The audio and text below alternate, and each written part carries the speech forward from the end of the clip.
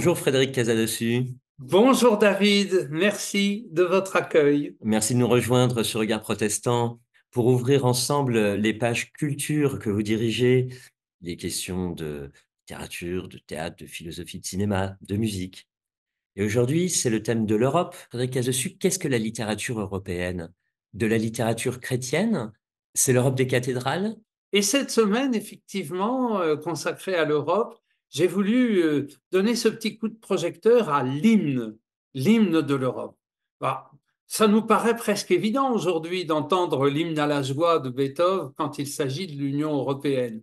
Mais enfin, il y a une histoire derrière. Je me suis penché sur la question, je l'avoue, je ne la connaissais pas non plus. J'ai fait une petite recherche à ce sujet et je me suis rendu compte que d'abord, dès les années 30, ça, je trouve que c'est assez joli quand même. Dès les années 30, il y a des partisans de l'Europe qui ont dit, mais il faudrait choisir un hymne. Ah, ça, je trouve ça très joli, parce que ça veut dire quand même que dans l'esprit des Européens de l'époque déjà, la musique adoucissait les mœurs, au fond. Voilà, on va.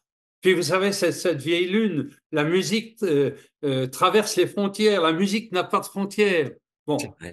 bon, voilà, alors, c'est à la fois vrai, mais en même temps, vous savez bien que, par exemple, moi, je vais vous dire franchement, si j'écoute de la musique tibétaine, j'ai beaucoup de sympathie pour les Tibétains et donc beaucoup de sympathie pour la musique tibétaine. Mais enfin, il y a une frontière intérieure qui me sépare de cette musique. Vous voyez ce que je veux dire, hein, David? Bon, enfin, bref, je me suis dit, c'est beau quand même, les Européens, dans les années 30, se sont dit, choisissons un peu de musique. Bon, est arrivée la Seconde Guerre mondiale, la reconstruction non seulement matérielle, mais aussi politique et humaine de l'Europe a fait ressurgir par le prisme des structures européennes qu'ont été la communauté économique du charbon et de l'acier, puis le marché commun, l'idée d'un hymne européen. Et bon, finalement, c'est Beethoven qui a été choisi et je vais vous le dire, je suis ravi parce que j'adore Beethoven, parce que Beethoven est un compositeur merveilleux de générosité, de bonne humeur. Alors, le paradoxe, et c'est sur ce paradoxe que j'ai un peu insisté dans ma colonne, c'est que ce soit un arrangement réalisé et dirigé par Herbert von Karajan qui soit l'enregistrement de cet hymne. Alors là, c'est désolant, parce que chacun le sait aujourd'hui, Karajan a été membre du parti nazi jusqu'à la fin de la Seconde Guerre mondiale. Bon. Alors, deux choses là-dessus. D'abord, il faut rappeler à nos spectateurs et auditeurs et lecteurs qu'en 1972, date à laquelle l'hymne à la joie a été choisi comme hymne européen, Karajan était non seulement une immense star, mais passait pour un démocrate. Et le grand chef d'orchestre allemand réputé pro-nazi était son prédécesseur, c'est-à-dire Wilhelm Furtwängler, qui était mort depuis déjà longtemps, et sur le cadavre duquel Karajan, évidemment, s'essuyait les pieds depuis de très nombreuses années.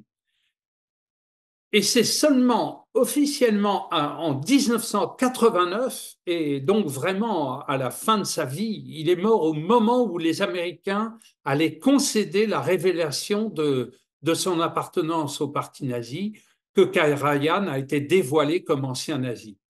Autrement dit, deux choses. En 72, bah, voilà, le choix était lié à mille choses que je serais ravi de développer, mais je crains que vous n'en ayez pas le temps, donc je ne veux pas être trop bavard.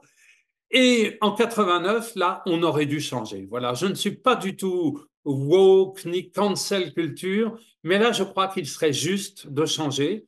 Et puisque il faut à toute proposition il faut à toute critique une proposition, je suggérerais que les instances européennes choisissent Claudio Abbado, parce que c'était lui aussi un immense chef d'orchestre, mais en plus un humaniste, un démocrate, et il a créé l'Orchestre de chambre d'Europe. Alors avouez que ce serait bienvenu. L'Europe aussi, Semper Reformanda, avec vous, Frédéric Casadessus, pour une nouvelle version de l'hymne à la joie. On découvre tout ça dans l'hebdomadaire Réforme cette semaine. On vous retrouve aussi sur Fréquence Protestante. Merci infiniment d'avoir ouvert pour nous la, Merci. la malle au trésor européen. Merci, merci David Gonzalez et bonne journée à tous. Merci à vous.